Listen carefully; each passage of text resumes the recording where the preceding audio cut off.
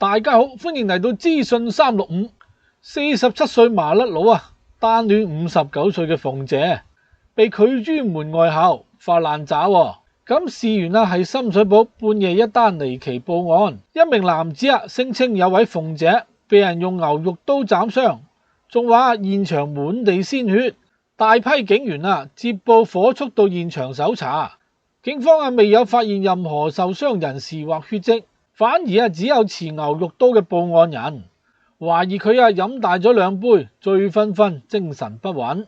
最終只能夠用胡椒噴霧將佢制服並送院檢查。據了解有人單戀上女事主，女方有男朋友而拒絕見面，因而持刀威嚇。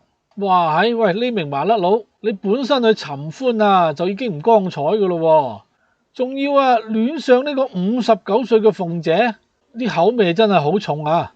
咁而家搞到要報假案，浪費警力之餘呢，仲要俾人請食胡椒噴霧，仲要上埋新聞添，真係究竟以後有冇面去面對佢啲親朋好友噶？哇，真係 amazing 喎！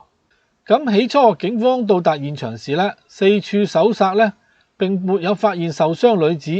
咁喺附近嘅唐樓外呢，有一名可疑人，一手呢就拎住牛肉刀，另一個手呢就拎住啤酒罐。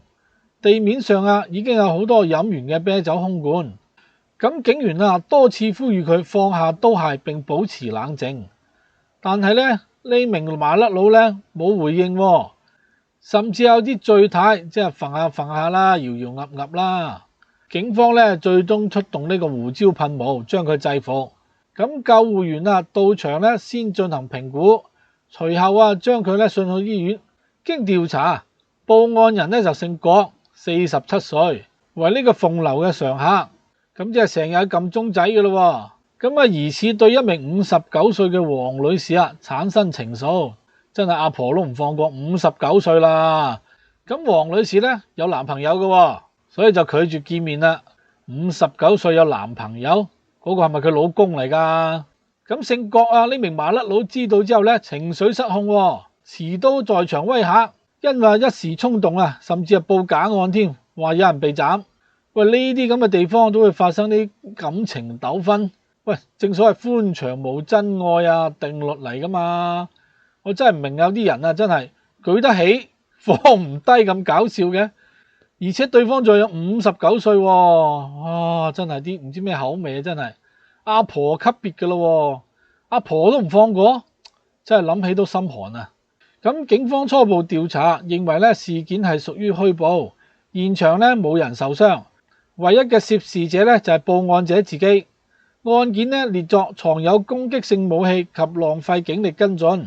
由於當晚有數個已經飲完嘅啤酒罐散落一地，警方懷疑郭生係有飲酒嘅，並且精神唔穩定，舉動令到周邊居民受驚，亦都浪費大量嘅警力搜查，影響公眾安全。咁被捕嘅郭生而家由警方跟進。報道又指如果遇到可疑或真實嘅暴力事件要冷靜報案並如實交代，切勿虛報以免浪費公帑與人力物力，否則會面對法律嘅後果。咁唔知大家對於呢個47歲嘅麻甩佬單戀59歲嘅鳳姐點睇呢？歡迎留言、點讚、訂閱，我哋下條片見啦！